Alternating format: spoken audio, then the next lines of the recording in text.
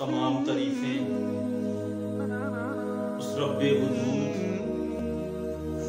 लामहदूद और गैर मसदूद के लिए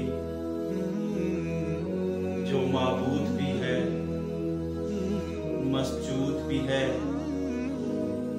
मकसूद भी है और वजूद न होने के बावजूद हर जगह मौजूद भी है। करोड़ों सलाम, करोड़ों दुरूद उस रब्बे वजूद के यकता महबूब पर जो शाहिद भी है, मशहूद भी है, जो कासिम भी है, मकसूम भी है, जो तालिब भी है, मतलूब भी है, जो मुहिब भी है, महबूब भी है और अपने रोज़ाए अनवर के अंदर मौजूद होने के बावजूद हर मोमिन के दिल में मौजूद भी है। निहायत इज्जत व तकरीम के लायक मुअज़्ज़ज़ व मुहतरम मुहतशम हाज़रीन व सामीईन, अल्लाह व तबारक व तआला का अनगिनत लातादाद बेशुमार मर्तबा शुक्र अदा करता हूँ कि जिसने हम सबको एक बार फिर हज़रत इब्राहीम खलीलुल्लाह अलैहिस्सलाम की सुन्नत पर अमल करने की तौफीक अता फरमाई। आज क्या वजह है कि हर गली, हर मोहल्ला, हर कस्बा, हर देहात, हर शहर, हर मुल्क, जहां भी कान लगाइए एक ही आवाज आती है कि सलामुन अला इब्राहीम, ए इब्राहीम आप पर सलाम हो। आज इसकी बुनियादी वजह क्या है कि पूरा आलम इस्लाम हजरत इब्राहीम खलीलुल्लाह अलैहिस्सलाम पर सलाम के नजराने पेश कर रहा है। याद रखिएगा कि हजरत इब्राहीम खलीलुल्लाह की औलाद नहीं थी, तो आप रातों को उठ कर पिछले पैर अल्लाह से ये दुआ मांगते, रब्बे हबली मिनस सालिहीन, ए अल्लाह मुझे नेक और सालिह औलाद अता फरमा। हजरत सारा के बतन से आपकी औलाद नहीं थी, तो आपने हजरत हाजरा से निकाह किया, तो अल्लाह ने आपको एक खूबसूरत सा एक बेटा अता किया जिसका नाम आपने इस्माइल रखा। जब पैदा हुए तो हजरत हाजरा ने उनको सीने से लगाया, माथों को चूमा, हजरत इब्राहीम ने अपनी गोद में लिटाया। फिर हुक्म हुआ कि मेरे हुक्म की तामील करते हुए इनको ऐसी वादी में छोड़ाओ जहां कोई इंसानी आबादी ना हो, जहां कोई सब्जा ना हो, इंसान तो दूर की बात जहां कोई परिंदा भी पर न मारता हो। तो अल्लाह के हुक्म की तामील करते हुए 3 नफूस पर मुश्तमिल काफिले ने जहां आज बैतुल्लाह है वहां पहाड़ों के बीच जा पहुंचे और रात काटी, सहर को उठ करके अल्लाह की बारगाह में दुआ मांगी कि रब्बना इन्नी अस्कनतु मिन ज़ुर्रिय्यती बिवादिन गैरि ज़ी ज़र्इन इंद बैतिकल मुहर्रम, ए अल्लाह मैं अपनी ज़ुर्रियत को, अपनी औलाद को और अपने इस नामौलूद बेटे को तेरे ही हवाले करके जा रहा हूँ। तो जिस वक्त आने वाले होते हैं, उठकर हजरत हाजरा ने हजरत इब्राहीम खलीलुल्लाह का दामन पकड़ लिया और कहा कि ए अल्लाह के रसूल, ए अल्लाह के नबी, के अपने इस नामौलूद बेटे और अपनी जोजा को छोड़कर कहाँ जा रहे हो। आगे से हजरत खलीलुल्लाह खामोश रहे।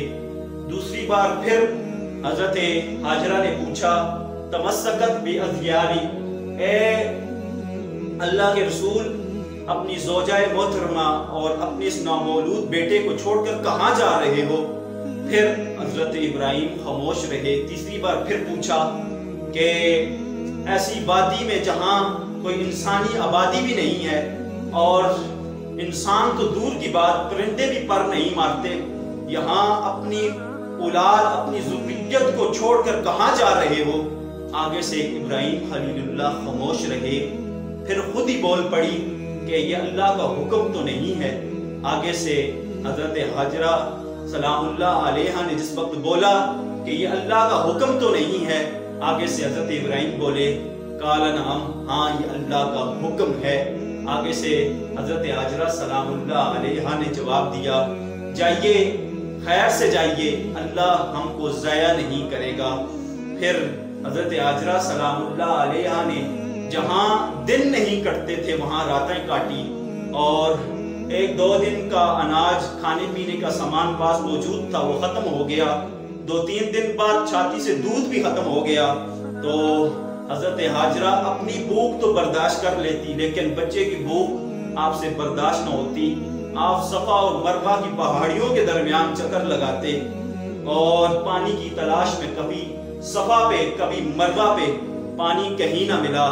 مروہ سے دور اوٹ پر پتھر کی اوٹ پر پڑا ہوا اسماعیل کو دیکھا تو وہ تڑپتا ہوا نظر آیا، تو بھاگ کر پاس پہنچی۔ کیا دیکھا؟ منظر سارا بدلا ہوا تھا کہ حضرت اسماعیل نے پیاس کی وجہ سے ایڑیاں جس وقت پتھر پر رگڑی تو اللہ نے چشمے جاری کر دیے۔ اللہ اکبر کہا کہ اگر حضرت حاجرہ اس پانی کو زمزم نہ کہتی تو وہ پوری دنیا میں پھیل جاتا۔ اللہ اکبر۔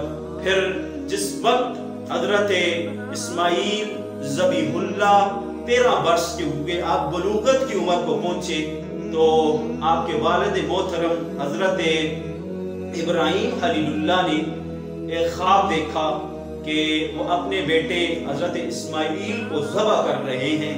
تو 13 برس بعد جس وقت ملنے کے لیے جاتے ہیں تو اپنی زوجہ محترمہ حضرت حاجرہ سے کہتے ہیں کہ شہزادے کو تیار کر دو، دوست کی دعوت پہ جانا ہے۔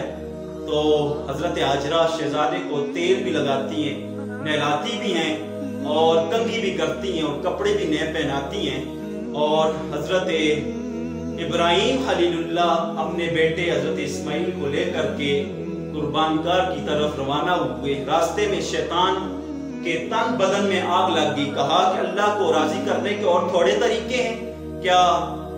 حضرت اسماعیل کو ذبح کرنا پڑے گا؟ حضرت ابراہیم کے پاس جا پہنچا اور کہا کہ اللہ کو راضی کرنے کے اور تھوڑے طریقے ہیں۔ تو حضرت ابراہیم نے پتھر اٹھا کر کے شیطان کو مارا، کہا میرے پاس ایک اسماعیل ہے، اگر ایسے 1000 اسماعیل بھی ہوتے تو اللہ کے راستے میں قربان کر دیتا، یہی وہی جگہ ہیں۔ پھر حضرت اسماعیل کے پاس پہنچا اور حضرت اسماعیل سے بھی یہی کہا اور یہی جواب ملا، کہا کہ ماں کی ممتا بڑی کمزور ہے۔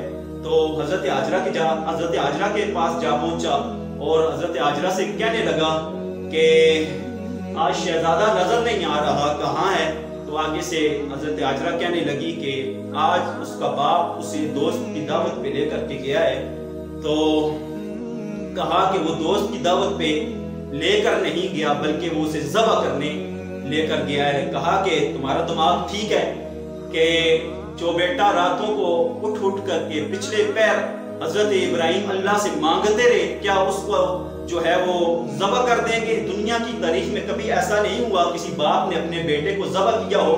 یہ تو وہ بیٹا ہے جس کے پیشانی میں اجالے رکھے ہیں، جس کی آنکھیں ہیرا کر دیتی ہیں، کیا ایسے بیٹے کو جو ہے وہ ذبح کر دے گا؟ تو شیطان مجبور ہو گیا اور کہنے لگا کہ اسے وہ اللہ کا حکم کہتا ہے۔ تو حضرت حاجرہ نے کہا جا بھاگ جا، اگر یہ اللہ کا حکم ہے، میری گود میں ایک اسماعیل ہے، ایسے 1000 اسماعیل بھی ہوتے، ایک ایک کر کے قربان کر دیتی، کروں تیرے نام پہ جان فدا، بس ایک جان نہیں 2 جہاں فدا، 2 جہاں سے بھی نہیں جی برا، کروں کیا کروڑوں جہاں نہیں۔ اللہ اکبر۔ جس وقت مینا کی وادی میں پہنچے، قرآن مجید فرقان حمید نے باقاعدہ اس منظر کو بیان کیا، کہا یا بنیا فلما بلغ معه السعی۔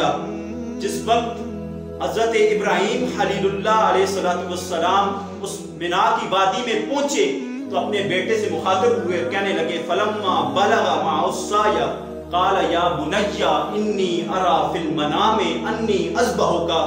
اے میرے بیٹے، یا بنیا، اے میرے بیٹے، میں نے خواب دیکھا ہے کہ میں تجھے ذبح کر رہا ہوں۔ آگے سے بیٹا خاموش ہو جاتا، یہ بھی امتثال امر تھا۔ आगे से कुछ ना कहता, बिल्कुल खामोश हो जाता। ये भी इम्तिसाले अमर था, हाँ में जवाब था। आगे से बेटा कह देता ठीक है, आप ज़बह करना चाहते हैं कर लें, ये भी इम्तिसाले अमर था। लेकिन बेटे ने ऐसा कोई जवाब न दिया। कुर्बान जाऊं हजरत इस्माइल के हौसले पर, आपने क्या जवाब दिया? या अबतिफ अल मा तुमर सतजिदुनी इंशाअल्लाह मिनस साबिरीन। ऐ मेरे अबू जान, बाप ने कहा ना कि या बुनैया, ऐ मेरे बेटे, और बेटा बोला या अबतिफ अल मा तुमर सतजिदुनी इंशाअल्लाह मिनस साबिरीन। ऐ मेरे अबू जान, ज़बह क्या चीज है, जो भी करना है कीजिए।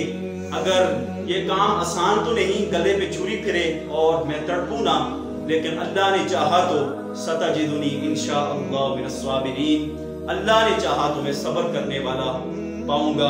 तो साथ रस्सी और छुरी ले गए थे। जिस वक्त बाप ज़बह करने पे राजी हो गया और बेटा ज़बह होने पे राजी हो गया, कुरान मजीद ने बाकायदा इस मंजर को बयान किया। फरमाया फलम्मा अस्लमा वतल्लहु लिलजबीन। जिस वक्त दोनों राजी हो गए, किस बात पे? फलां नंबर की गाड़ी खरीदनी है? नहीं। क्या फलां बंगला या फलां कोठी खरीदनी है? नहीं। बल्कि इस बात पे राजी हो गए कि बेटा कुर्बान होने पे राजी हो गया और बाप कुर्बान करने पे राजी हो गया। तो सीने में दिल रखने वालों, बेटे का कुर्बान होना ये बहुत बड़ी बात है, लेकिन बाप का अपने बेटे को अपने हाथों से कुर्बान करना ये इससे भी बड़ी बात है। तो फिर हजरत इस्माइल को जबी के बल लिटाया गया। यहाँ मुफस्सरीन इकराम ने, उलमाए इकराम ने दो बातें की हैं। एक, आपको पीछे से ज़बह करना चाहते थे कि आपको गर्दन के पीछे से ज़बह करना चाहते थे।